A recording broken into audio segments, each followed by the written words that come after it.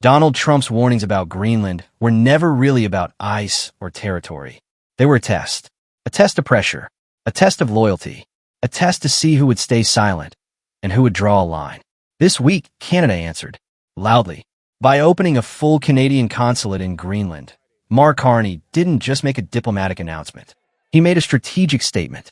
Canada was declaring, without hesitation, that Arctic sovereignty is not negotiable, alliances will be defended, and northern security will not bend to political intimidation, no matter who occupies the Oval Office. This was not a ceremonial gesture. It was calculated leadership. Observers watching the announcement immediately understood the timing. Canada had planned to deepen its Arctic presence for years. But Trump's repeated public threats turned urgency into necessity. The question was never whether Canada wanted to provoke anyone.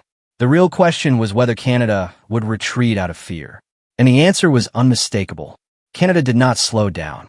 It accelerated. The decision to open the consulate came with something even more deliberate: scale.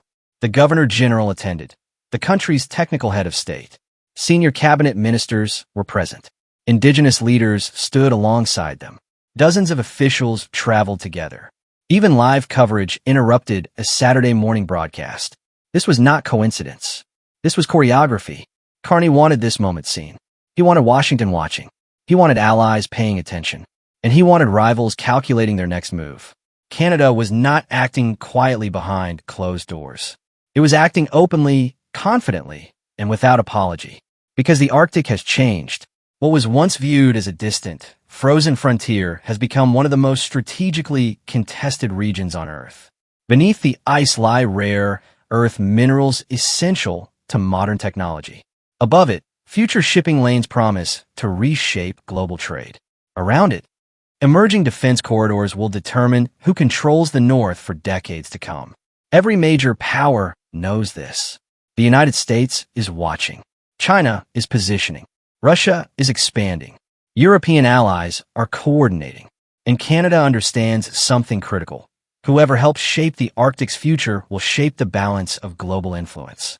That reality has transformed Arctic policy from symbolism into survival. Protecting the Arctic is no longer optional. It cannot be delayed. It cannot be delegated. It is now central to national security.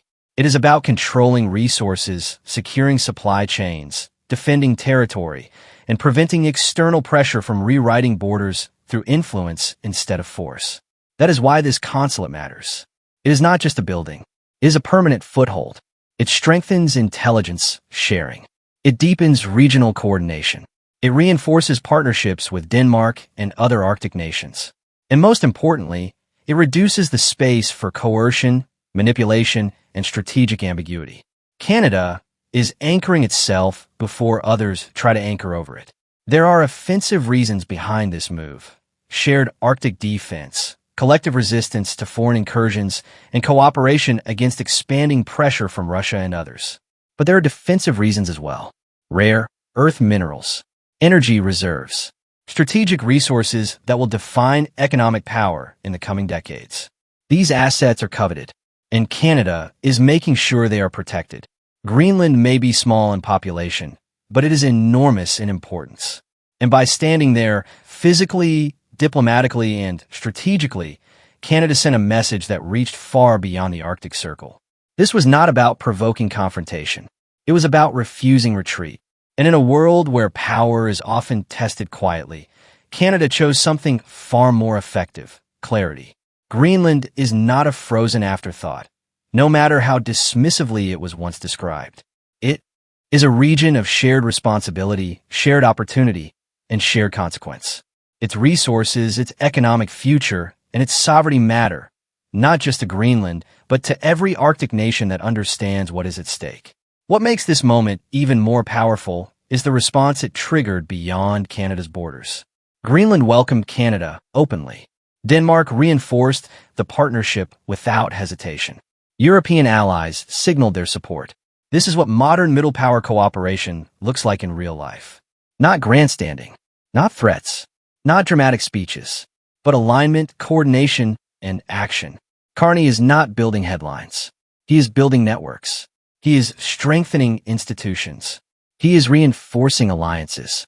While Trump's foreign policy relies on disruption and unpredictability, Canada is investing in stability and endurance. One approach seeks leverage through chaos. The other builds influence through permanence. For the people of Greenland, this presence matters deeply. Having a trusted neighbor step forward brings reassurance. It brings confidence. It sends a signal that they are not isolated or expendable. The Canadian flag, the maple leaf flying in the heart of the capital, is a simple image, but its meaning is unmistakable. It represents continuity, partnership, and shared resolve. And there is more to come. Greenland has made it clear it intends to mirror this commitment with its own diplomatic presence in Canada in the years ahead. That is how lasting relationships are built. Make no mistake, this move did not go unnoticed in Washington. It was studied, it was debated, and it was understood exactly for what it was. Trump's approach to power depends on hesitation, on uncertainty, on opponents questioning themselves. He thrives when others pause, delay, or fracture under pressure. Canada offered none of that. There was no retreat, no recalculación, no softening of position. Instead, Canada showed discipline, preparation, unity, and the confidence to act without asking permission. Because once diplomatic infrastructure is established, it does not vanish. Once security partnerships deepen, they do not unravel overnight. Once regional frameworks are in place, they cannot be undone by press conferences, social media posts, or political theatrics. These are structural moves. They reshape reality. And that is why this moment matters. This is not something that can be threatened away. It cannot be reversed with tariffs. It cannot be intimidated into submission. It cannot be dismantled with rhetoric. Canada has fixed its position, and it did so quietly, deliberately, and with long-term intent. What we are witnessing is not a single diplomatic gesture. It is a shift in posture. Canada is no longer waiting to react. It is choosing to lead. It is defending its interests early. It is strengthening alliances before they are tested. And it is protecting sovereignty before it is challenged. Mark Carney is not responding to pressure. He is removing leverage.